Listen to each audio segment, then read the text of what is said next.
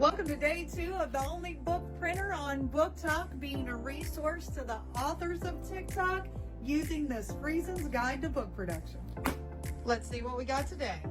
Last time we explored soft covers in our Frieson's Guide to Book Production, and today we're going to be exploring hardcovers. As always, if you're an indie publisher, self-publisher, or you just work at a publishing company and you'd like to have a Frieson's Guide to Book Production yourself, hit my DMs and I'll get one shipped to you. Feel free to pause to read this section. It's going to tell you that hardcovers are typically made up of a board wrapped in a substrate, a couple of those substrates that are available for book coverings, and then 4 basic types. I'm going to search my bookshelves and get you some real-life examples to explore these options. You'll see that we have 3 basic binding types for a hardcover book, which are each illustrated in the books you see in front of you here. Our bottom blue book is a square spine with board in spine, and you can see this is the most sturdy of the hardcover bindings. Moving up, you have a square spine without the board, which you can see allows it to be a little softer and more flexible, but still keep the square shape. And lastly, you see a round back spine where you have a little rounding to the book block. So those are just different aesthetic choices when planning your hardcovers.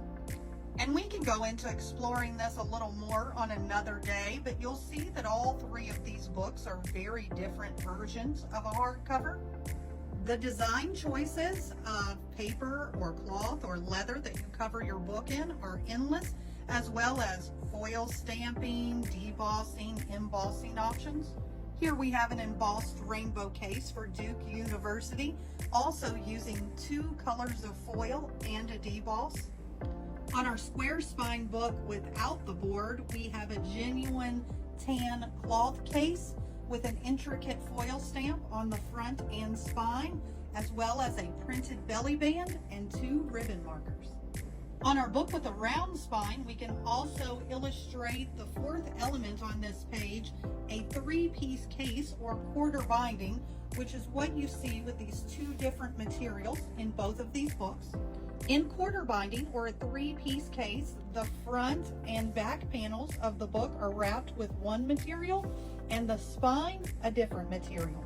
On Jesus' His Story, you'll see that we have a tan cloth on the front and back of the book, a navy blue cloth running along the spine, as well as a delicate foil stamp and a very large belly band.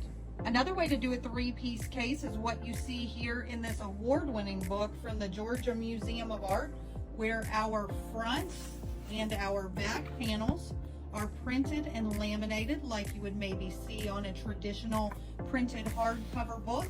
But our spine strip is a faux cloth in red with a black foil stamp. Those are our 4 basic types of hardcover books, but I've got a couple of unique ones here on the shelf that I'll show you just to get your creativity wheels spinning a little bit more.